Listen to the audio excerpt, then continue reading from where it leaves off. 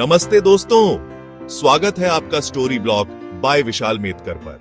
आज हम बात करने वाले हैं ऋग्वेद की, जो सिर्फ हिंदू धर्म का सबसे पुराना ग्रंथ ही नहीं बल्कि पूरे विश्व का सबसे प्राचीन साहित्य माना जाता है। तो चलिए ऋग्वेद की कहानी को विस्तार से समझते हैं।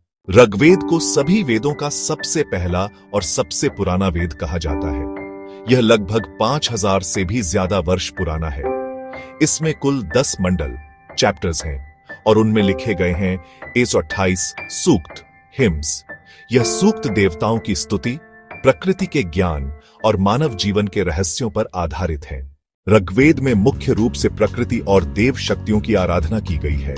अग्नि, जो यज्ञ की शक्ति है, इंद्र, जो शक्ति और विजय के देवता हैं, वरुण, जल और समुद्र के देवता, सूर्य, ऊर्जा और प्रकाश का प्रतीक।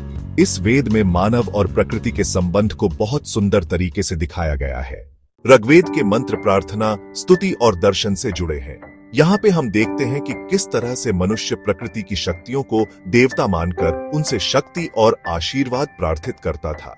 ऋग्वेद सिर्फ धार्मिक ग्रंथ नहीं बल्कि उस समय के समाज, अर्थव्यवस्था, राजनीति और विज्ञान के ज्ञान को भी दर्शाता है।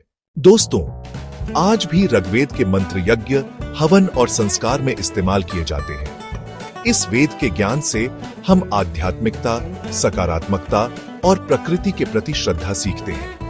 आपको जानकर हैरानी होगी कि ऋग्वेद के कई मंत्र आधुनिक विज्ञान और दर्शन से भी मिलते हैं। तो दोस्तों, ये था ऋग्वेद का एक विस्तृत परिचय। ये सिर्फ एक धर्म ग्रंथ नहीं बल्कि ज्ञान का खजाना है। अगर आपको यह वीडियो पसंद आया हो तो लाइक कीजिए, शेयर कीजिए और सब्सक्राइब कीजिए स्टोरी ब्लॉग बाय विशाल मेतकर चैनल को। और कमेंट में बताइए आपको ऋग्वेद का कौन सा पहलू सबसे ज्यादा दिलचस्प लगा।